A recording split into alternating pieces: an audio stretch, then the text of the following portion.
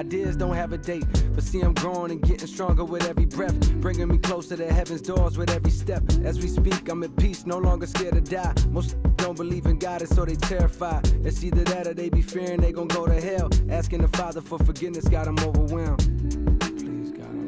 As if he's spiteful, like them white folks that control the jail. See, I believe if God is really never judge a man, because he knows us all and therefore he would understand the ignorance to make a take his brother life, the bitterness and pain that got him beating on his wife. Like, I know you desperate for a change, let the pen glide, but the only real change come from inside. But the only real change come from inside. But the only real change come from KBLA Talk 1580. Happy Talking Point Tuesday. Welcoming in a new guest to the show. Happy to have him. He is a software engineer who happens to be interested in politics. He's also an African-American millennial with something to say. Larry Newman, welcome. Thanks for having me, Dominique. I appreciate it.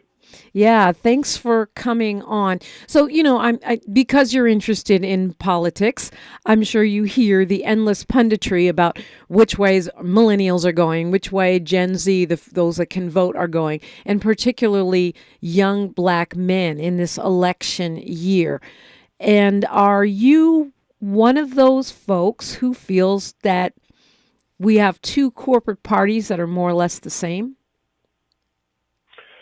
I am not exactly on that team. Okay. I'm significantly further left than that, but I do understand the argument by those who are honestly, generally speaking, on the left. When talking about millennials, we're the first generation to move further left as we have aged, contrary to all the previous generations before us. Look, I'm a millennial from Los Angeles, born and raised in Baldwin Hills, and I was told in no uncertain terms when I was younger, oh, just wait until you learn about capital gains tax, then you'll be a conservative, right? But it didn't really work out that way for me, for most of us. And I think that's largely because the concept of the American dream, as was taught to us, was killed far before we ever reached adulthood. And so because of that, there is a bit of that cynicism that you just talked about in terms of, well, both parties are basically the same. They are, slaves to the mega corporations that all in turn own one another, and basically turn into one nameless, giant, faceless, globalist corporate conspiracy corp. However, I think as it relates to the two-party system, yeah. So I mean, you just sounded like it. I mean, I know, which is great, but I mean, when I hear the sort of right-wing guys, the America First guys, some would call them MAGA, talking about it, that's what they call the uniparty, right? Yeah, absolutely. But I feel like the difference for me is that it's clear through travel and through studying the political spectrum on a global scale, both of our parties are significantly right-leaning. Yes, Democrats are further left than Republicans, but at the end of the day, Democrats are still interested in upholding the capitalist economic system in this country that is built upon the oppression of Black and brown people, is built upon, the oppression of women, unfortunately, and indigenous cultures throughout the world. And so for me, the two parties are the same in that goal, but they are not approaching it the same way, and nor do they not have the same implications as it relates to, like women's reproductive freedoms or, the advancement of Black and brown people. They would just prefer to go about it in a different way. Right. So when you have a sort of this, what you're calling moving to the left perspective as you age, which you're right, it is the opposite of what the sort of conventional wisdom is, that as people get older, they get more conservative. I find myself getting more conservative in some areas and getting more progressive in other areas, by the way. But in tomorrow, or let's say by November, we are not going to. It's very highly unlikely that we're going to have a whole new system, right? So, what choice do you make about how you show up in this election? Yeah, well, generally speaking, I vote to prevent the advent of fascism in any way, shape, or form that I can. So my vote is less of a vote for policies or beliefs that I think would benefit the greatest number of people, even because we don't have that candidate, I would say. My vote is to prevent the most damage from being done. It's the idea of voting for the lesser of two evils, and that is the unfortunate reality of a two-party system that we have here in the United States. I mean, but theoretically, you could vote for Cornel West, or you could vote for Robert Kennedy, or I'm probably forgetting a few other, sort of third, fourth, fifth party candidates. Right. It's true, but the only problem is in California we don't have a system like ranked choice voting, like they have in the entire state of Maine, right? But these are the sorts of measures that we can get due to our proposition system here in California. Thankfully, we can propose ranked choice voting for future elections, and that's where I'd like to start for instituting or initiating grassroots change. Because that's when, we can get rid of our corporate overlords, so to speak, or really vote and flex our popular power. Because ultimately power does rest with the people. However, we need to recognize the tools that we already have to flex that power. I mean, ranked choice voting seems to make a lot more sense than what we have in California, which is this jungle primary, where you have, the top two win, even if you have two Democrats, two Republicans, or whatever it turns out to be, with a disaster we just saw with our Senate race. Oh, yeah. But, so for where we are right now, you'll choose what you perceive to be the lesser of two evils. Exactly. And again, that's the unfortunate reality. But I also do recognize that a lot of millennials, and to me, seemingly even more members of Gen Z, would prefer to abstain at all because they see their vote as giving legitimacy to policies that adversely affect women of color, adversely affect disproportionately disadvantaged communities, and they don't want to be a part of that political machine that's going to stay the powers that be, Yeah, I mean, I've had those. Wanting to remove them. I've had those conversations with millennials and Gen Z. They're just they don't want to vote at all. I always try to say vote down ballot then. If you don't want to vote the top of the ticket or, certain policies, it's still important. We're just talking about a local race in Los Angeles, and we're trying to remove this guy, Kevin De Leon, who, was one of the people. Biden asked him to step down after the leaked tape of him disparaging black voters, disparaging gay people, renters, indigenous people. And right now, the separation between him and second place voters is 26 votes.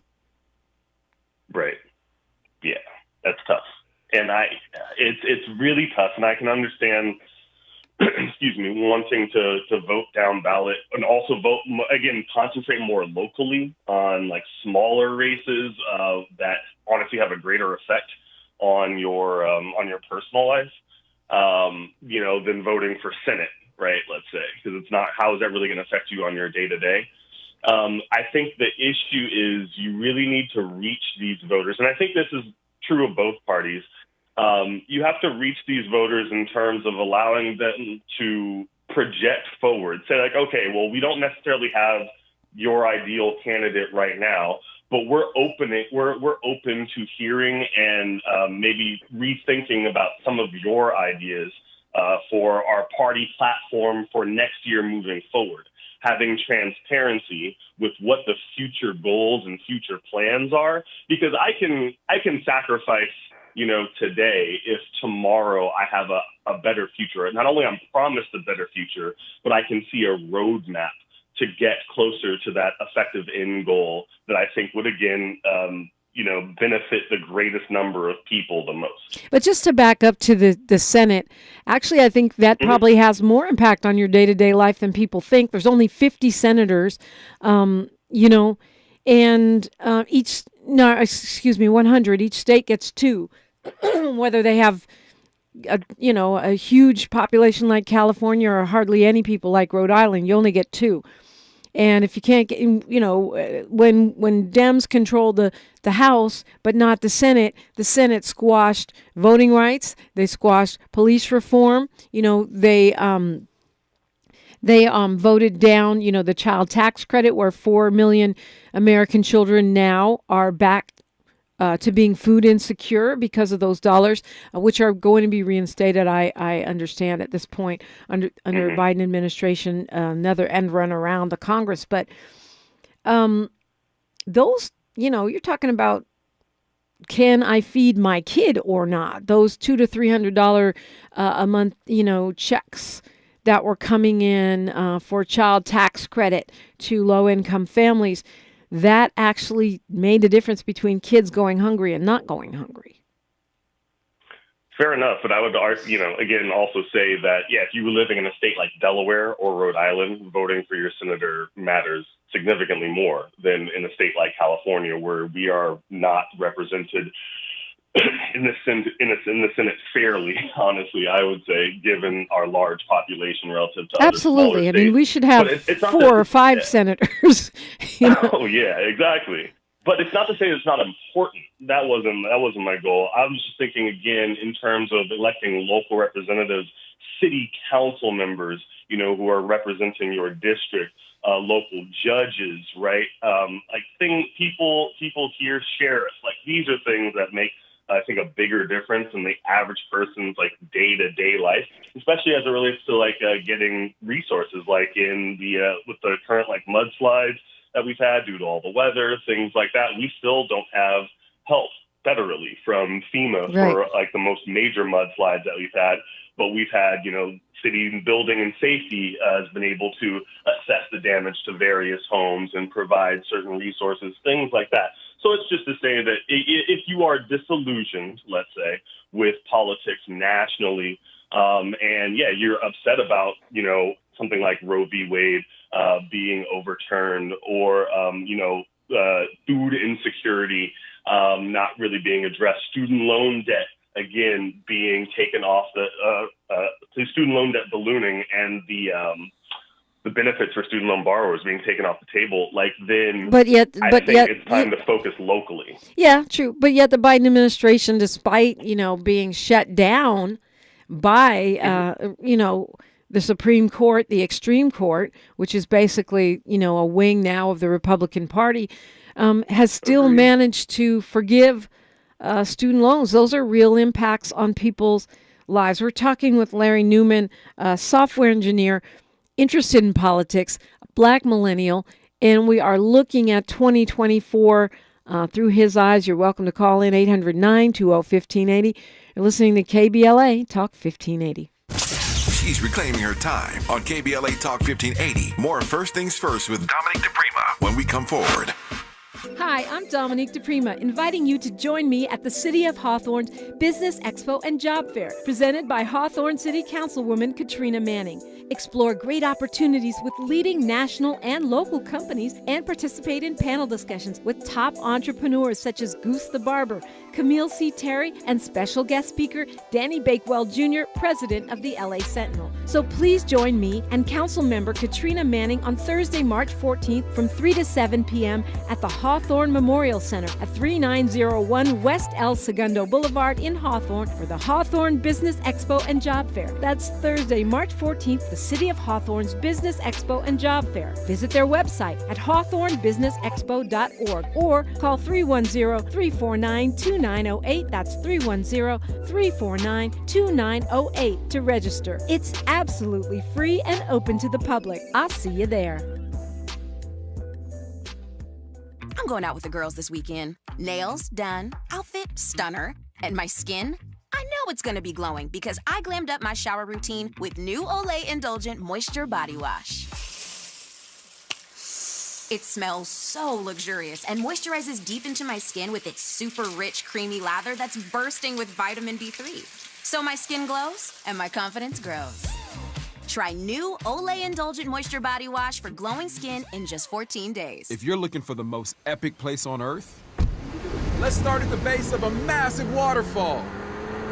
Then trek through the thick jungle.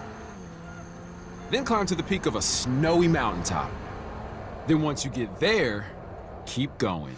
Because with intelligent 4x4 and 7 drive modes and a Nissan Pathfinder, the search is the real adventure.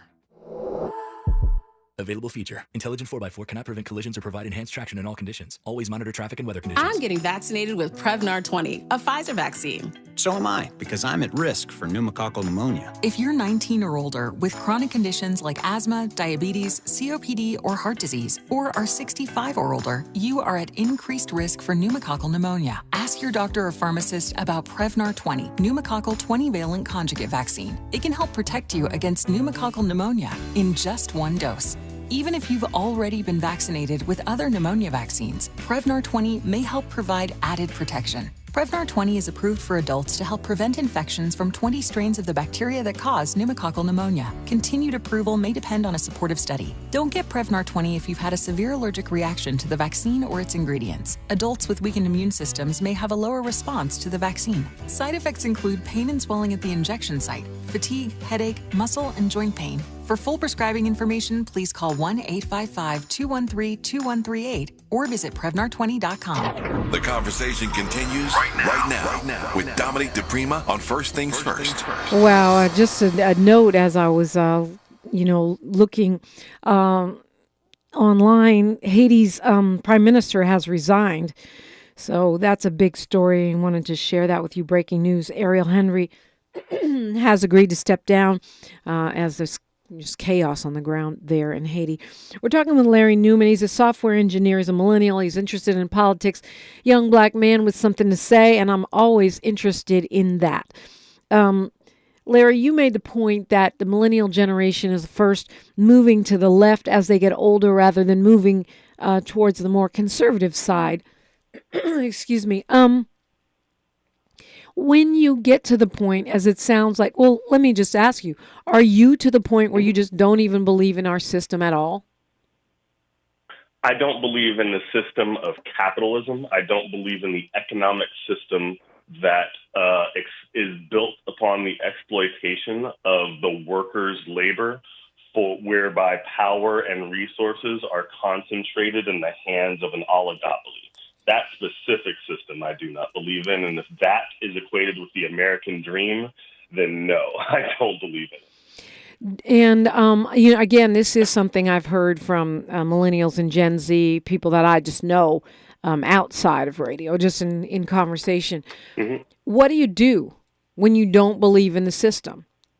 I mean, you obviously you're a software engineer. Some people would say, well, you're benefiting from that system. I'm sure you make a decent salary and you've done okay for yourself in the world, probably pretty well for yourself in the world. What do you do when you don't believe in a system at all? I like to think that the choices that I can make, there are a number of silent protests that I can make. And that's a great question, by the way, because it's something that I struggle with on a regular basis, and in two ways. But to answer your question more directly, I work for a company that isn't part of the defense industry, that isn't, part of big tech, right? So I'm not out here building, the next Facebook Messenger app, and I'm not out here, building guidance systems for more lethal weaponry, right? I'm doing something that helps disadvantaged people, and I feel really good about that. So in that sense, I like to think that I'm using my powers for good, not evil, right? And that's maybe a little part of my silent protest, but it's a tough struggle to live with that sort of dichotomy, knowing that this system is rigged, but also knowing that I benefit from it as well. And I think part of my responsibility is owning up to that, knowing that I absolutely benefit from things like the military-industrial complex that I don't want to work for, and so it's tough trying to find a place in the world that you don't quite fit into. You said you avoid defense. Why do you avoid big tech? I mean, to me, defense is obvious. We're killing people, but big tech? Yeah, right. Big tech is extremely exploitative as well, not only in terms of like mining resources like lithium, cobalt, things like that in underserved or underprivileged communities around the world, but there is little morality in terms of the engineering work that is being done. In every engineer's core curriculum, there should be a course on ethics, engineering ethics, right? And a number of those big tech companies aren't necessarily incredibly ethical in terms of the data that they're mining and the transparency with that data, and in terms of the types of products that they're bringing to market without thinking about the implications of such products. I think I heard earlier on your show there was a commercial talking about AI and, the limiting of AI. We need to make sure we regulate this. Like, that's an example where I don't want to contribute to the technological singularity that ends up enslaving us all, right? The singularity is when the machines get smarter than we do, right? Isn't that what it Exactly, yeah. It's like Matrix revolutions come to life. Then we become, they become our, robot overlords. Be a great show for another day. It sounds like you think it's a possibility. I've always thought it was kind of BS. But, because just unplug the doggone thing, or, I don't know, but, Yeah. Yes, it's possible. But I will say, but there are times in which, like, I think that AI is absolutely going, we can talk about this another time for sure, but it will revolutionize the way that we interact with the world and will give us an opportunity to evolve beyond something like this capitalist system. It's one of the greatest tools that we're going to have to be able to provide a basic income, basic housing, basic standards of living for every human being that's not directly related to how much labor can you, a human being, produce? Can you, a worker, produce? And I think that can be beautiful. I just don't think that's going to be tied to big tech necessarily. Interesting perspective. We definitely could do a show on that. Do you and this is a bit of a veer off, but not really, do you as someone in that space see and witness the rise of fascism, white supremacy, and it's sort of being spread through big tech? I think X is maybe the most... I said I was going to keep calling it Twitter because it gets on Elon Musk's nerves. But he was crying about how people won't call it X. I see it most prominently through Twitter, but do you think that's overstated? We talk about bots interfering in elections, and we were just speaking last hour on the constant drip, drip, drip of attacks against Kamala Harris, which go all the way back to her days as a DA in San Francisco. Do you see that as a real threat, or is that overstated? No, it's absolutely a real threat. I think one of the easier examples as well from social media is TikTok. The TikTok algorithm punishes Black creators for not just putting out the same content, but even better content than a lot of their white peers. It will demonetize, it will flag, the TikTok algorithm it won't push the content anywhere near as often as, some of the most basic white content out there. And it makes it really difficult for Black creators to get their entertainment, get their message across, get their information to the people. And that's one of the easiest ways for us to disseminate information these days, are on a lot of these social media platforms. And that's where we're being silenced seemingly the most in my space that I can see, that I witness with my own. And then, of course, I want to get to, your politics, but back to that. But I know Trump was calling for the, divestment of the Chinese owners in TikTok. And now he's flip-flopped and decided TikTok shouldn't be sold. And that, it makes me wonder what deal was cut. Oh, yeah. Yeah, so, and that's the funny thing about it, too, is like TikTok is owned by is a Singaporean company, right? Right. I remember that. Yeah, I remember that whole hearing with the idiot senator calling the Singaporean guy Chinese and asking him if he spoke Chinese. That was tough. But yeah, it was very hillbilly. But the problem is, well, to me, how is that different from any other tech company mining our data? Like whether they're Mark Zuckerberg or a company in Singapore, they're all kind of doing it. So and they're all international corporations. So I have trouble distinguishing how one is more dangerous than the other. You're right on that one. There really is very little to no difference there. Yeah. We're talking with Larry Newman, and after news, traffic, and sports, I want to talk about, what you were mentioning is this disconnect in the younger generations towards the political process and how that can play out in a time when we really are at a crossroads in this country, I believe, with authoritarianism, fascism, whatever you want to call it, a little oligarchy. It's KBLA Talk 1580. The station you turn to when you've had it up to gear with cultural incompetence. KBLA Talk 1580. Thank you for sharing a part of your Tuesday with us here on the Black Information Network. I'm Mike Moore. Now here's the latest. Several states will hold presidential nominating contests today on the path to the November general election. Voters will head to the polls in Georgia, Hawaii, Mississippi, and Washington. This as both President Biden and former President Donald Trump are sure to win their party's nominations. Trump is expected to clinch the nomination when the voting is done. Biden probably by next week. Haiti's prime minister has resigned. The announcement came late Monday after weeks of chaos and deadly gang violence in the poorest country in the Western Hemisphere. Ariel Henry said in a video message that a caretaker government will be in place until a new prime minister and cabinet can be named. And that's the latest. I'm Mike Moore from your 24/7 news source, the Black Information Network, and BINnews.com. Can't wait weeks for your tax refund? Then don't. At Jackson Hewitt, get money today if you're approved for a no-fee refund advance loan on a prepaid card. Book today at jacksonhewitt.com. No-fee refund advance offered to eligible clients. Application required. Loans by Republic Bank. Details at jacksonhewitt.com. Is this the time? This is the KBLA Sports Minute with Ray Richardson.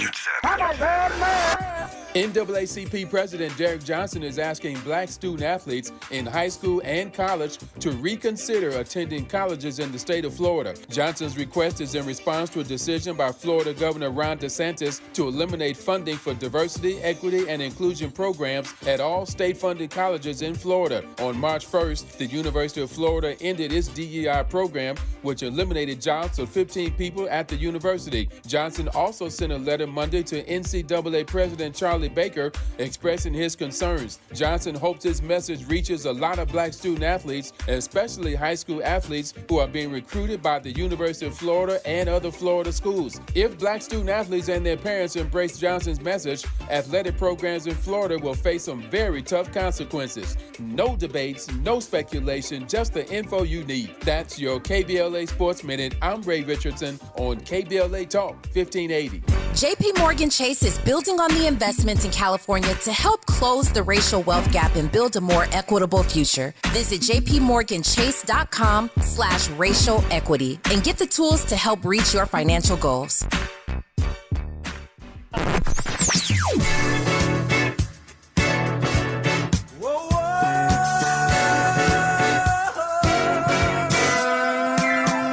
This is KBLA Talk 1580.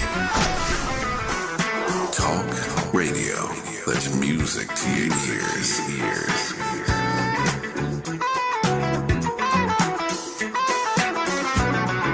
We're unapologetically progressive. KBLA Talk 1580. KBLA Talk 1580 joins you in celebrating Women's History Month. I'm Dominique DiPrima. Join me and Black Lives Matter Los Angeles for a reclamation in honor of Breonna Taylor called Black Women Are Divine. There'll be food, music, performances, and healing services with a special performance by Aloe Black. I'll be your MC, and it's all free. Black Women Are Divine is a space for Black women, girls, and femmes to receive love and healing, and for others to express their appreciation. Many of the 33 Black Lives Matter grassroots chapters across the nation are participating in this honoring of the memory of Breonna Taylor on the anniversary of her death. The BLMLA event is taking place on Sunday, March 17th from 11 a.m. to 4 p.m. at Norman O. Houston Park at 4800 South La Brea in Los Angeles. The park at the Summit. For special parking options and more information, visit blmla.org. Say her name, Breonna Taylor, and join us in loving on Black women.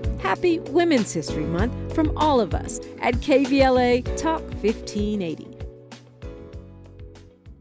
Hey Californians, are you ready to make your home ownership dreams come true? The California Dream for All Shared Appreciation Loan Program might be for you. First-generation homebuyers can get down payment and closing cost assistance along with a first mortgage to help you unlock the door of your new home. Applications open in April, so talk to an approved lender to see if you're eligible. Find out more at calhfa.ca.gov/dream or call 877-922-5432. A message from the California Housing Finance Agency.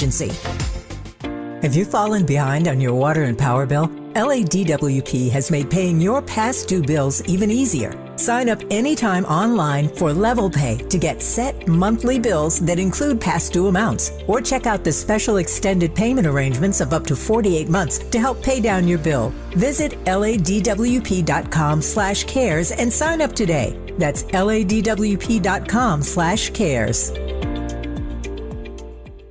It's game day at Jim's house, and the spread is impressive. Mike's already done some damage with the hot wings, and now he's dropping back and going deep for another slice of pizza. I sure hope he brought the Pepto. Mike knows the Pepto-Bismol provides fast 5-symptom relief from unexpected stomach upsets. He's no rookie. The way he's throwing back those nachos, he's the GOAT. Be ready for game day with Pepto-Bismol. When you have nausea, heartburn, indigestion, upset stomach, diarrhea. Use as directed. Keep out of reach of children. We're not for everybody, but we're for everybody. You're listening to KBLA Talk 1580. Larry Newman is a software engineer. He's a millennial, and he's interested in politics.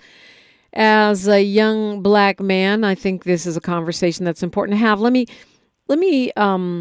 ask you this.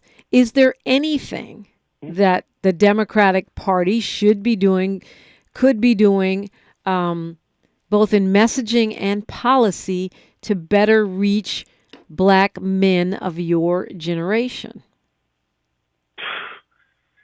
Yeah, so that's another great, tough question, because I feel like there are two Black men that of my generation I'd want to address there. To reach someone like me, they're going to have to shift significantly further to the left.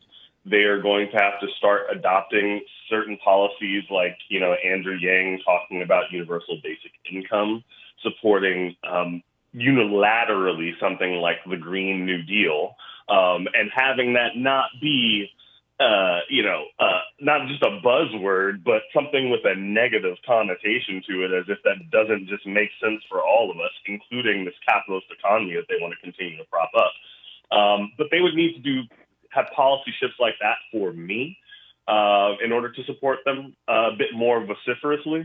However, I think more importantly, they need to go after the disenfranchised, relatively young Black men who are supporting those who support Trump and supporting Trump by proxy. So talking about the people who idolized Ice Cube growing up, right? And yeah, they see Ice Cube talking about, hey man, look, Trump's doing all right by me. He exonerated such and such, or Snoop talking about something like that, right? And those guys, I think you need to reach them on a much more like personal, emotionally evocative level, and start really highlighting the somewhat similar wins that, Trump wants to tout and proclaim, and talk about how it's really the Republican Party that is most interested in staying the prison industrial complex and making sure that our prison labor is the modern day slave labor in this country. I think making that connection between the Republican Party and, the prison industrial complex, and then really touting those Democratic wins more so in the community would be extremely helpful to reach those who I think have strayed and swayed towards the right and towards the Republican Party. Let's go to April calling us from LA. Good morning, April. Hi, good morning, Dominique. Good morning, Larry. I appreciate this perspective tremendously. However, being an elder to this young millennial, I find that sometimes there's tensions between my generation and the younger generation. And I'd just like to know from Larry, instead of feeling like we're responsible for the situation you all find yourselves in, how can we all work together to affect the change for your future and future generations after you all? Before Larry jumps in, I mean, to an extent, aren't we though? Because we haven't cared for our planet, and when we're gone, they're still going to be dealing with what we did or didn't do. True, but we thought we were making the right decisions at the time. Really, honestly, I know I did. When I was voting, I thought I was making good decisions, and now I hear people like Larry tell me that it's basically my fault that they're in the situation that I helped create. Okay, I mean, I think we thought we were making good decisions. I do think, I'm going to speak for me now, sometimes I didn't feel like I had a good decision I could make, right? Like my options weren't good. And then in other ways, I think when it comes to the climate emergency, I do think we've been a bit negligent. I know, let me speak for me. I believe I've been a bit negligent. I knew more than what I actually responded to in my everyday life, still do. Otherwise, I would be using zero single-use plastics. But I just put my sea moss bottle in the recycling bin, knowing that it probably won't get recycled. Anyway, but it's a fair question. April wants to know, how do we get beyond finger pointing and get to progress? And, you can address the whole of that conversation. I think the two aren't mutually exclusive. I think that older generations every generation can both take responsibility at the same time that they're moving forward in conjunction with the younger generations to make this world a better place for all of us. And I actually think that taking a bit of that responsibility is helpful in progressing and moving forward. As I said that I had done, as a software engineer who has benefited from the system, I'm not just thinking about myself and how do I make the world a better place for myself. I recognize some of the damage that I've been a part of, and I want to correct that damage, right? So it's something similar, I think, for older generations. When you're talking at the Thanksgiving table, at Christmas dinner with the younger generation, hear their concerns, truly listen to them, hear them out.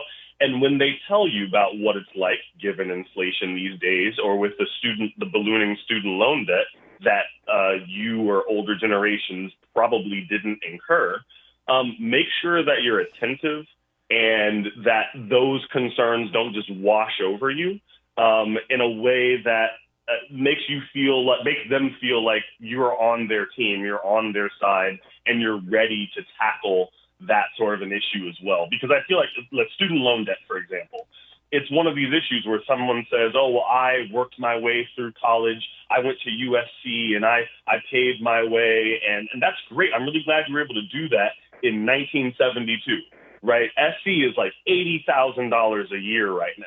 You're not doing that with a summer job. You're not doing that with most full-time jobs, given that the average full-time salary in the United States is $55,000 a year right now before tax.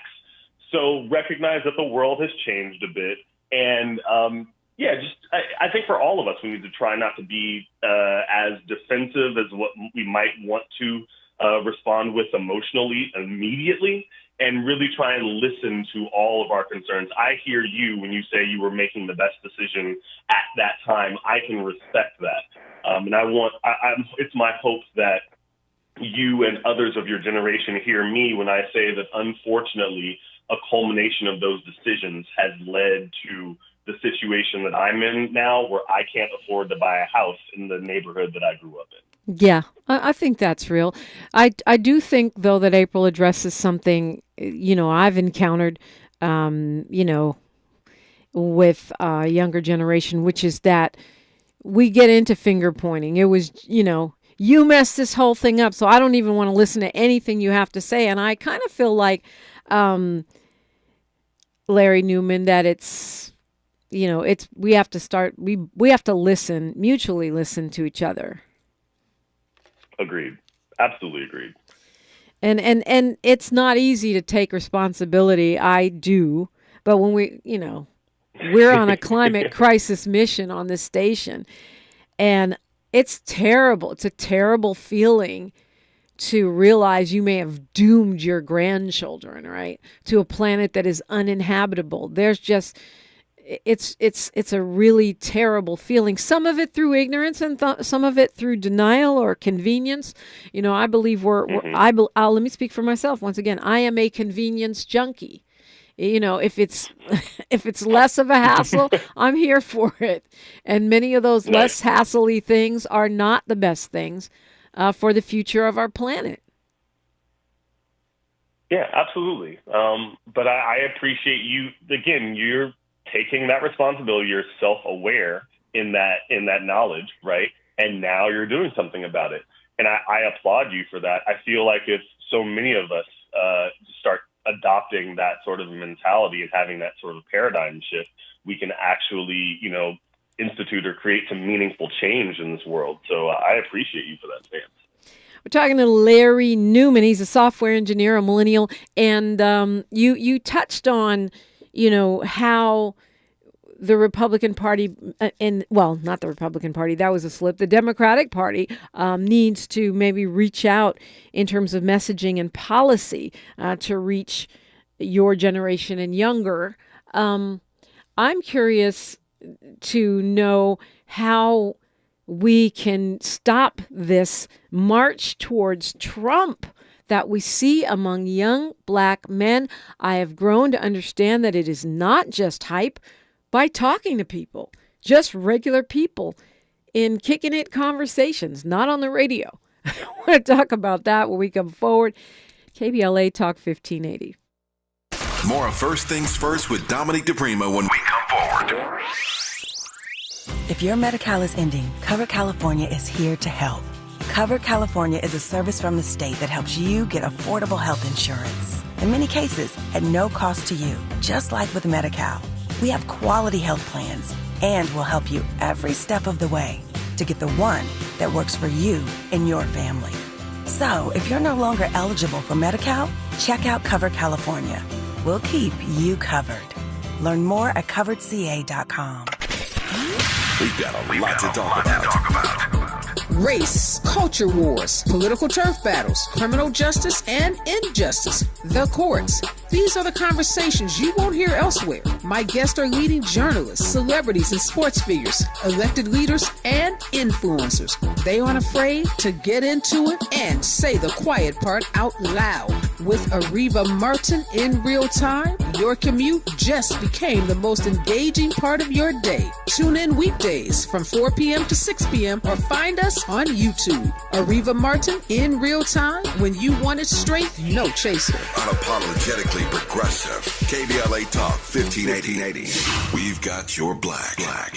Hey, what are you doing up on the step stool? About to clean these light fixtures. The whole family's coming over, and if there's even a speck of dust in the house, my abuela will find it. Here, I got a Swiffer duster to help with that. A Swiffer what? A Swiffer duster. It has this cool extendable handle that reaches 6 feet to get high and low, with fluffy dusters that easily trap and lock dust. So, no more step stool? No more step stool. Easily trap and lock dust from hard-to-reach places with the Swiffer duster. Love it or your money back. Eggs are a staple in our diets, and there's only one egg with more delicious farm-fresh taste plus superior nutrition. Eggland's Best. With more vitamins, including 6 times more vitamin D and 10 times more vitamin E, plus 25% less saturated fat than ordinary eggs. Available in so many delicious varieties. Classic, cage-free, and organic. Eggland's Best. better taste, better nutrition, better eggs. So you just used bug spray in your home. Now what? Well, between the waiting and waiting for things to dry up and keeping your family away from the mess, it hits you. You could have used Zevo. Unlike other bug sprays that stick around, Zevo goes from kill to clean in seconds. Plus, it's safe for use around people and pets when used as directed. Zevo, people-friendly, bug-deadly. Your ancestors' favorite radio station, and your favorite morning show host. Let's get back to Dominique DiPrima right now. Right now, Larry Newman, software engineer, person interested in politics. You're getting some positive feedback in our YouTube chat. April says appreciating a new voice. And Molly Bell says we have to work with what we have. As a child, we would have a newspaper drive, then get a nickel for a pop bottle. Recycling. Brother Larry Newman, glad you see decisions made have consequences. And, you know, I think that's part of the dialogue that you were talking about. But one of the alarming things for me is watching the drift towards Trump. And it's not just rappers. I was talking with some folks who are creatives.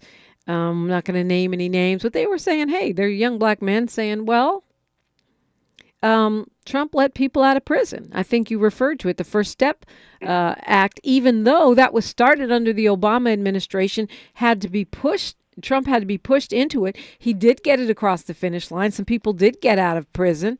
And I think between that and his sort of Scarface billionaire with a golden potty image, maybe I'm wrong. What has to be done to convince these young black and middle-aged and elderly black men too not to vote for Trump? I think this is where we start to get into the concept of intersectionality, because the fact of the matter is black men are men in our society. And Trump, as a white man in our society, has significant power and advantages that are not extended to the rest of society. And a lot of these black men, I think, identify with the fact that he is of his power as a man. And they think that as, specifically as the man who is brash and, you know, he does what he wants, he takes what he wants, says what he wants, right? Supermodel wife. That is seen as, exactly, right? It's seen as hyper masculine, and in a lot of senses, the black male has been hyper masculinized in our society. And so I think there's a lot of overlap and connection there that is drawing a lot of these relatively young, sort of virile black men towards Trump. And so how do you break that? Well, I mean, you start to break down, you know, why the black male has been so hyper masculinized in our society. I mean, there's a lot to unpack there. But that's going to be extremely difficult. But that's one of the things that I have seen that ties a number of young black men to Trump specifically. That is really difficult because you're talking about conditioning and sort of, propaganda that's been going on since birth. I don't think there's one talking point that cuts through that. But it's still instructive because if you look at the actual guy, he's not at all hypermasculine. I mean, nope. He wears makeup every day.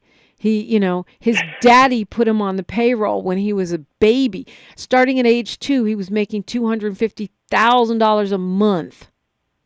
Wouldn't that be nice? On the Fred, right? Same, yeah. But you know what? Right, exactly. And on it goes. But I can see that the guy's got 3 baby mamas.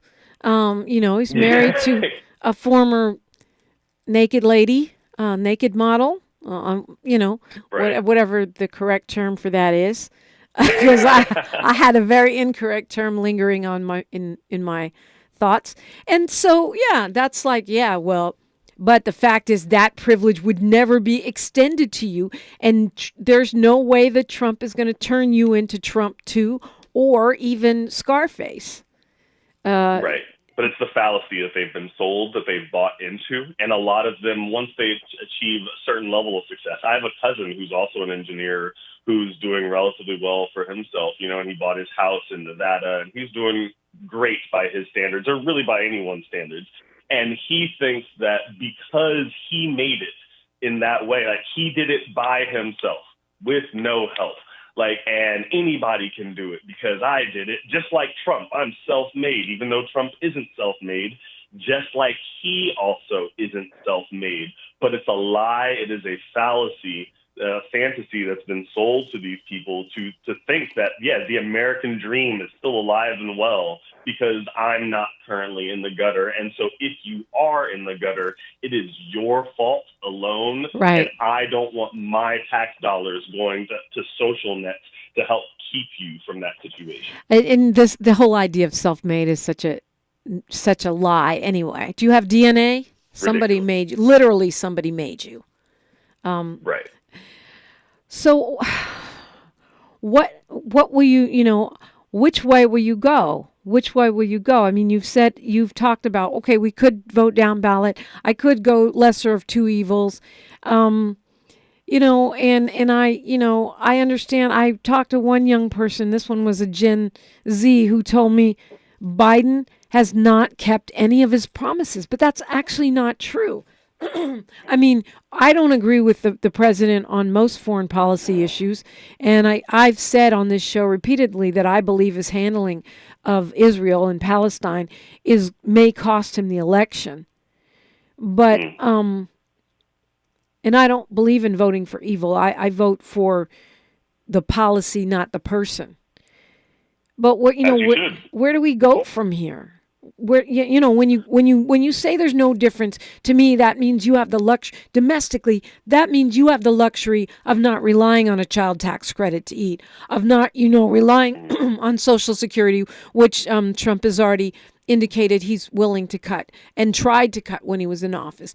Which, and most of us, even if we've so-called made it, our elders are still depending on Social Security, Medi-Cal, Medicare, and so. That's what I vote for, not the evil. I vote for the policy. But where will you go? I mean, I consistently vote as left as I possibly can. And so for, the national election, I vote, Democrat, given that there's no peace and freedom party candidate that's, on the ballot that has a chance to win, unfortunately, due to the fact that we don't have ranked choice voting. I effectively, for local elections, I definitely vote, again, as left-leaning as I possibly can. And then nationally, as it relates to the reality of the situation, unfortunately, I oftentimes end up voting for Democrats who are not necessarily as progressive as I would like for them to be. Not just progressive, just as leftist as I would like them to be. But I recognize their policies are the better of the two major parties that we have, but unfortunately still in my mind aren't necessarily good because they're not providing the greatest good for the greatest number of people. And I'm just a utilitarian at heart. I don't care as much about what happens to me specifically. I care about making sure that the most people have the most of what they need in order to be successful, happy, healthy, and whole in this world. And for you, what's the biggest? What would you consider the biggest factor? Would it be something like Palestine? Would it be the climate emergency? Would it be inflation in the economy? What's the biggest factor in your decision making? For me, it's Israel, Palestine, and I'd say the homelessness crisis or epidemic. I think they're inextricably linked, and those two things are the biggest for me because I feel like it's a fight always of the oppressed against the oppressors. In the same way that I feel as if it's very clear that the Palestinians are the oppressed people being oppressed by their Israeli and Western colonizers. I feel as if workers here in America, women, people of color, members of the LGBTQ community, they are clearly the oppressed people here domestically. and we are constantly fighting against our oppressors. So I always side with the oppressed over the oppressors. And again, as a man, there are a number of times when I have to kind of recognize I have to take my own responsibility as well for being a part of the patriarchal system that is providing some of that oppression, even if I'm not part of the white supremacist patriarchy that also oppresses me. Got a minute left. I appreciate the conversation, Larry Newman. I would like to talk to more young people, on this platform, because I think it's important, this dialogue. But what do you want to leave us with? You got a minute here. I say we need to, especially as the Black community, we need to participate in more local co-ops. There are a number of local co-ops like the Sola Food Co-op here in Los Angeles, to provide groceries and getting farm fresh foods to underserved communities.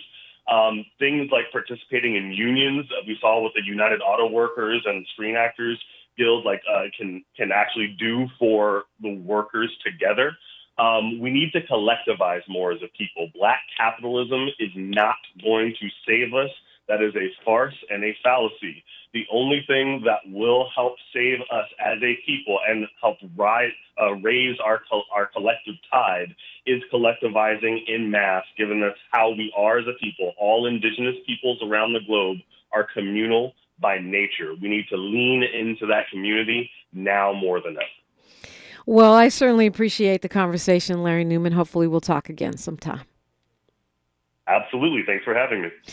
All right. We're talking Heroes of Women's History with Dr. Melina Abdullah when we come forward on KBLA Talk 1580. KBLA 1580 Santa Monica.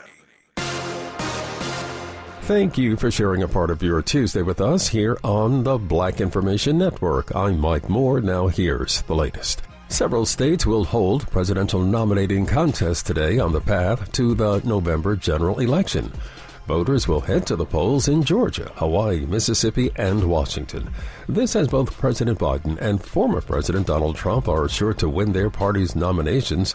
Trump is expected to clinch the nomination when the voting is done. Biden probably by next week. Haiti's prime minister has resigned. The announcement came late Monday after weeks of chaos and deadly gang violence in the poorest country in the Western Hemisphere. Ariel Henry said in a video message that a caretaker government will be in place until a new prime minister and cabinet can be named. And that's the latest. I'm Mike Moore from your 24/7 news source, the Black Information Network and BINnews.com.